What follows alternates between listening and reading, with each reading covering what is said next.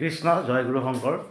আমি লখিমপুৰত আজি থাকিবলগীয়া হ'ল। আমাৰ জিলাৰ নামঘৰত আমি আশ্ৰয় লৈছোঁ। লখিমপুৰ জিলাৰ শ্ৰীমন্ত শংকৰদেৱ সংঘৰ লখিমপুৰ জিলাৰ নামঘৰত। আৰু ৰাতিটো আমি ইয়াতে কটাম। আৰু আমাৰ লগত আমাৰ গুৰুস্বৰূপ, আমাৰ পিতৃস্বৰূপ নামঘৰীয়া বাপজন আছে। আমি নামঘৰীয়া বাপজনক আমি আপোনাৰ দুখনীয়া অভয় চৰণত আমি মহামুখমতে সেৱা ধৰিছোঁ। কৃষ্ণ।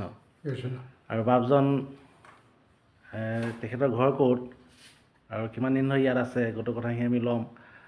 আমি ইয়াতে বাপজনে আমাৰ কাৰণে ৰান্ধি আছে বহুত, মানে মনটো ইমান ভাল লাগিছে, যাতে কি ক'ম আৰু ক'বলৈ আমাৰ ভাষা নাই। তথাপি লখিমপুৰ আমাৰ শ্ৰীমন্ত শংকৰদেৱ সংঘৰ যি জিলাৰ নামঘৰ ভাগত নামঘৰীয়া হিচাপে বহু বছৰ ধৰি তেখেত ইয়াত আছে। আমি তেখেতৰ লগত বহুতখিনি কথা পাতিলোঁ, ভাল লাগিছে।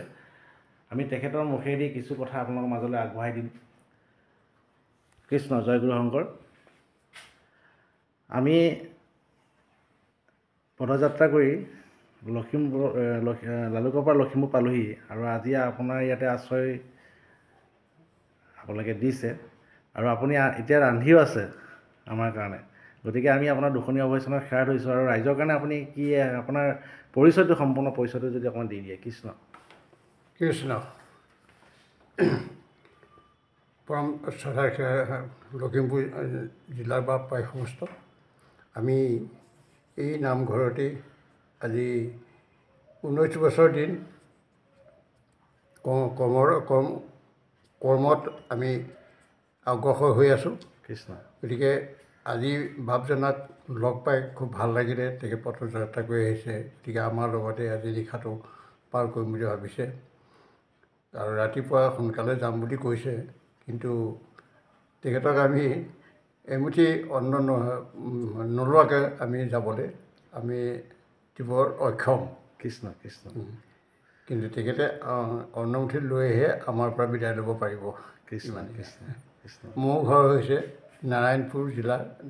বৰ্তমান এইটো আমাৰ কি নাৰায়ণপুৰ জিলাৰ দুলীয়াপথাৰ গাঁৱৰ আমি বাসিন্দা।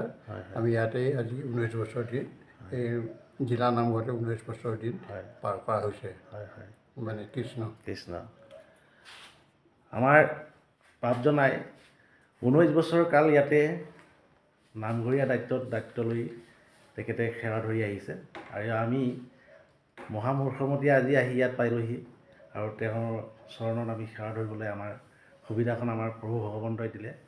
গতিকে আমি প্ৰভু ভগৱন্তৰ শ্ৰীচৰণলৈ শতকোটিবাৰ সেৱা জনাইছোঁ, যাতে বাপজনৰ দীৰ্ঘায়ু হওক, তেখেতৰ সুস্বাস্থ্য হওক, আৰু তেখেতে এনেধৰণেই এই লখিমপুৰ জিলাৰ নামঘৰ ভাগ পৰিচালনা কৰি থাকক, তাই কামনা কৰিছোঁ।